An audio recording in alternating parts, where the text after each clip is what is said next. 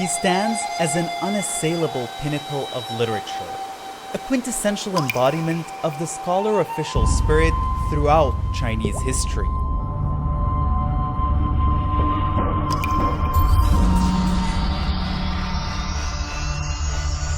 He is referred to as China's Da Vinci by foreign media. He has also been selected as a hero of the millennium. He is Su Dongpo.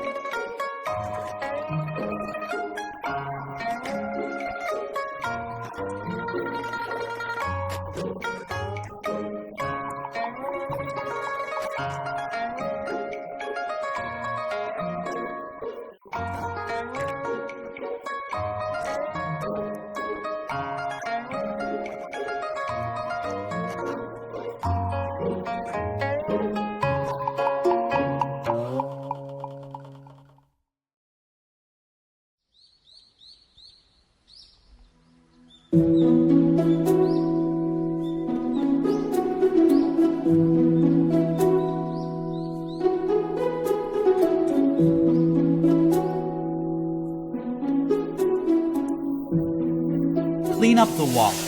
Add water a little bit. Light up hay and firewood. Cover them to reduce flare. Waiting patiently, hurrying up has no meaning. It is done when long cooking is over. Guangzhou has good pork. The price is low as that for dirt. Rich people there refuse to eat. The poor don't know how to cook. I take it every morning in a bowl and satisfy my stomach till I'm full. This ode to pork was written when Su Shi was exiled to Guangzhou. Back in those days, people in the Song dynasty favored lamb and looked down on pork. Common folks neither liked nor knew how to cook pork, keeping its price low. When Su Shi was in Guangzhou facing financial struggles, he ingeniously devised ways to make pork delicious, since it was all that he could afford. Over the centuries, Dongpo pork has evolved with various recipes, but one thing remains unchanged. Waiting patiently. Hurry up has no meaning. When the pork is done by enough time, it'll turn yummy. Who was Su Shi, the creator of Dongpo pork? Why was he exiled to Guangzhou?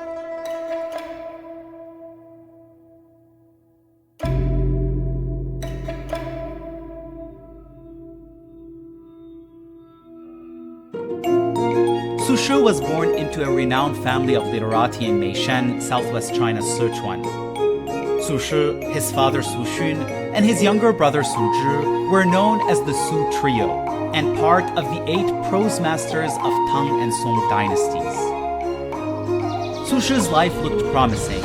In his late teens, he passed the imperial examinations with flying colors, and his poems attracted much attention from academics, officials, but also the emperor himself.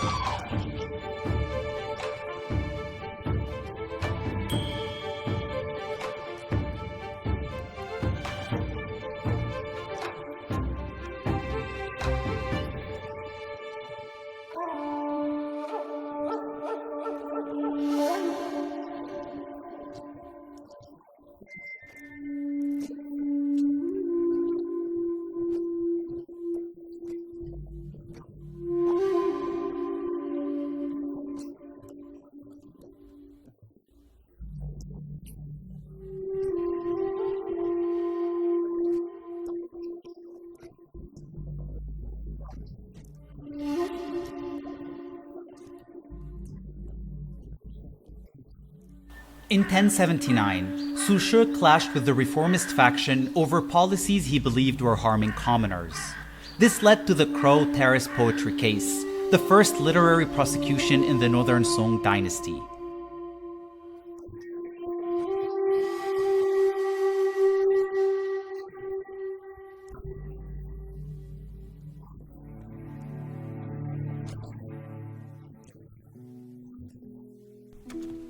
Fortunately, thanks to a national policy set by the founder of the Song dynasty to not harm scholars and officials, Su Shi narrowly escaped a dire fate. Instead, he was exiled to Huangzhou, where he served as the deputy military commissioner. It was a position with little authority and significance, ranking 16th on an 18-tiered system to classify government officials. Upon arriving in Huangzhou, Su Shi wrote a poem. Funny, I could never keep my mouth shut. It gets worse the older I grow. Ironically, a mouth meant for eating had spoken words that led to a ludicrous outcome. Su Shi, facing financial hardships and unable to afford regular meals, turned his focus to pork, an ingredient that had a much lower status than lamb, the main animal protein back then. This is the origin of Dongpo pork.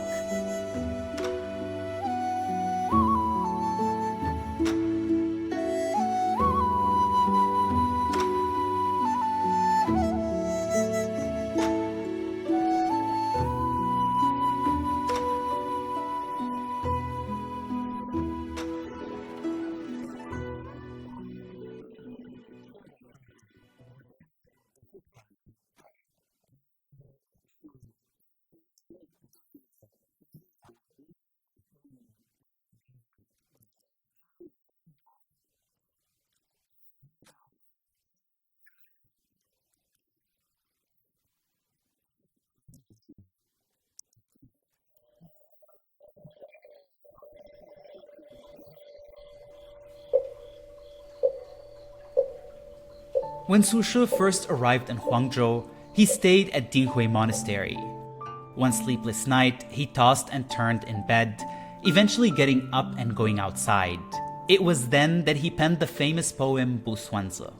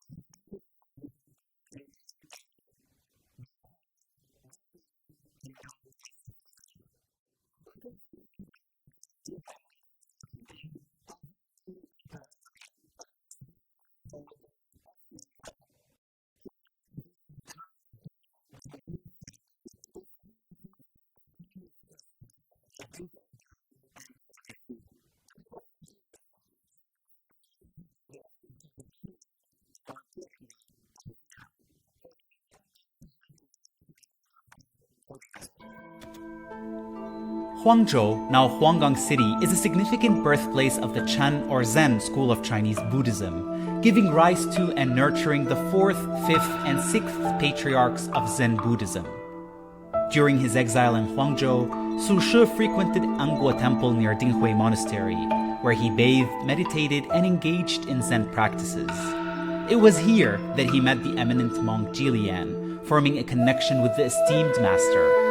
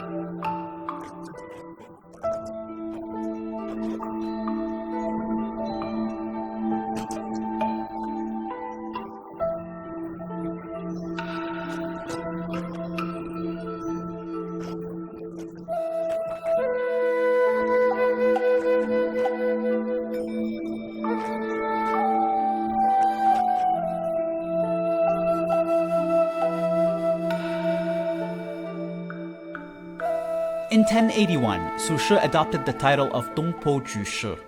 It was as if the old Su Shi had passed away and the new Dongpo Jushi emerged in Huangzhou.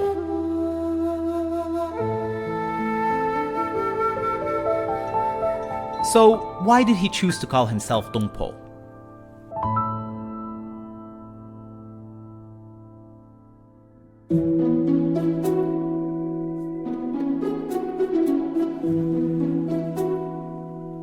Huangzhou tofu, Bahe lotus roots, Fangkou catfish, and Wuchang rice wine are renowned as the 4 major specialties of the eastern Hubei region. Huangzhou tofu has been famous since ancient times, and the gourmet Su Shi was quick to appreciate it. In 1081, with the help of a friend, Su Shi acquired about 8 acres of abandoned land to farm in Huangzhou. He planted soybeans in front and behind his house and ground them to make tofu.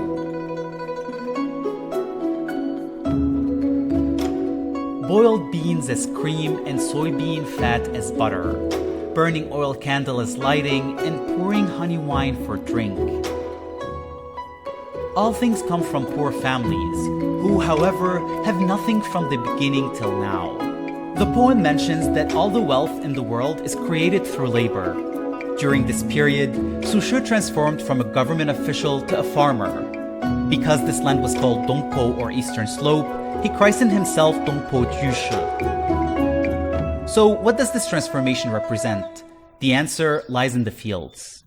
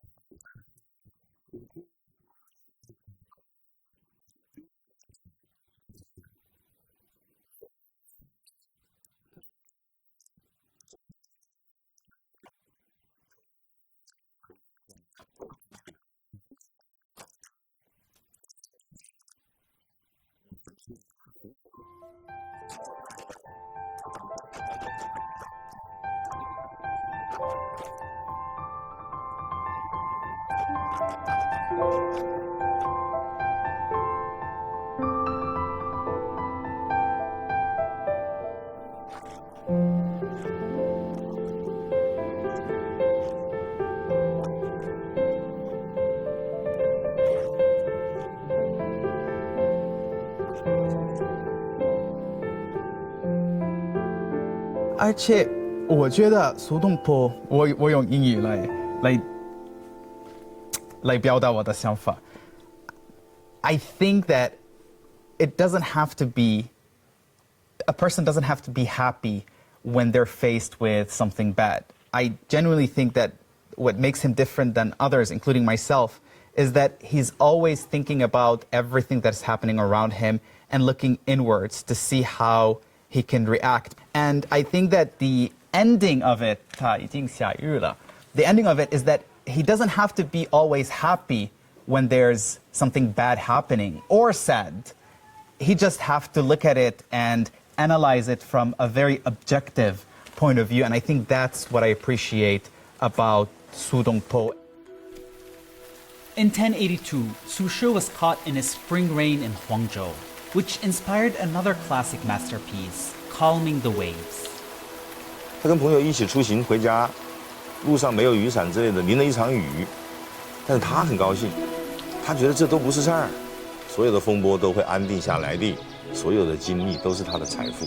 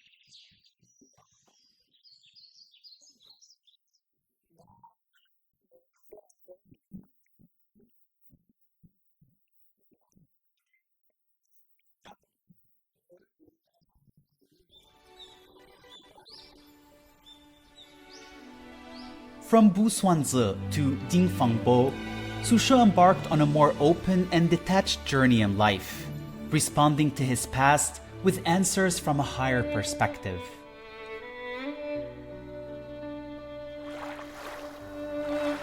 In Huangzhou, Su Shi loved to visit the Red Cliff at night, which inspired him to write 3 timeless masterpieces about the Red Cliff.